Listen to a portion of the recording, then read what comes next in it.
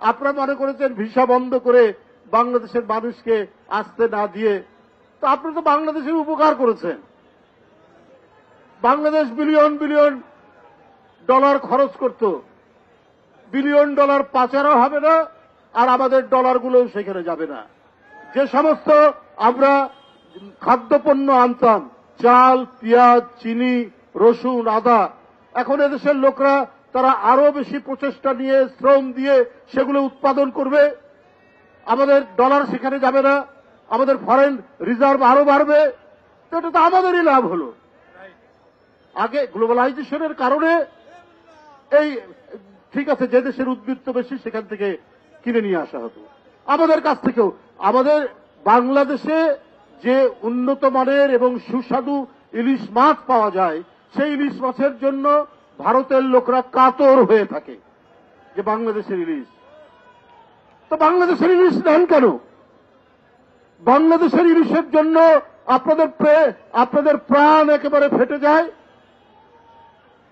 বন্ধুরা আমার, এরা হচ্ছে অত্যন্ত, আমি আগেই বলেছি, বিদ্বেষ পরায়ণ। এরা বাংলাদেশের মানুষকে মোটেই পছন্দ করে না।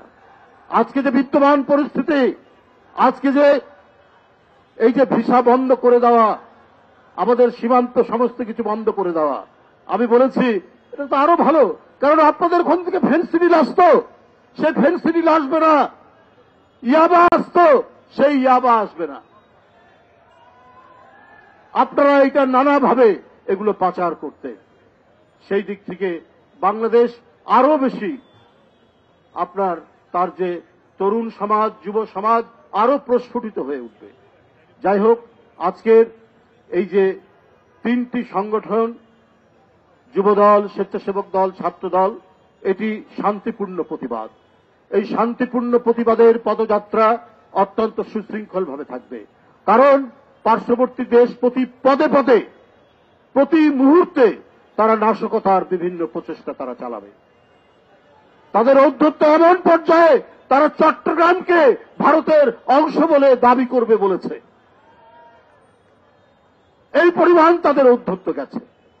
তো আমরা আমাদের মিলিত শক্তি, তারুণ্যের শক্তি নিয়ে আমরা এটাই বলবো যে ঠিক আছে, তোমরা যদি চট্টগ্রাম দাবি করবে কি কারণে, তোমরা যদি ওইটা দাবি করতে পারো, তাহলে আমরাও দাবি করব আমাদের নবাব সিরাজউদ্দৌলার বাংলা, বিহার, উড়িষ্যা ফেরত দাও আমাদেরকে। আমাদেরকে ওইটা ফেরত দিতে হবে, আমরা ওইটার জন্যও দাবি করছি। এই সমস্ত ফাঁপা এবং ফাঁকা আওয়াজ দিয়ে কিছু হবে না।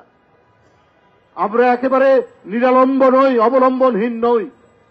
আমরা বাংলাদেশের মানুষ, আমরাও সর্বোচ্চ প্রযুক্তি ব্যবহার করতে জানি। আমরা আমাদের দেশকে রক্ষা করার জন্য আকাশ, পাতাল, ভূমি, পানি, প্রত্যেকটি জায়গায় আমাদের যে শক্তি, আমাদের যে সশস্ত্র বাহিনীর, আইনসঙ্গত বাহিনীর যে শক্তি, সে শক্তিও কিন্তু কম নই। 18 কোটি দেশের মানুষ, বন্ধুরা আমার, আমরা প্রত্যেকটি দিক থেকে আমরা এই দিল্লির আগ্রাসনকে প্রতিহত করতে আমরা প্রত্যেকেই প্রস্তুত রয়েছি।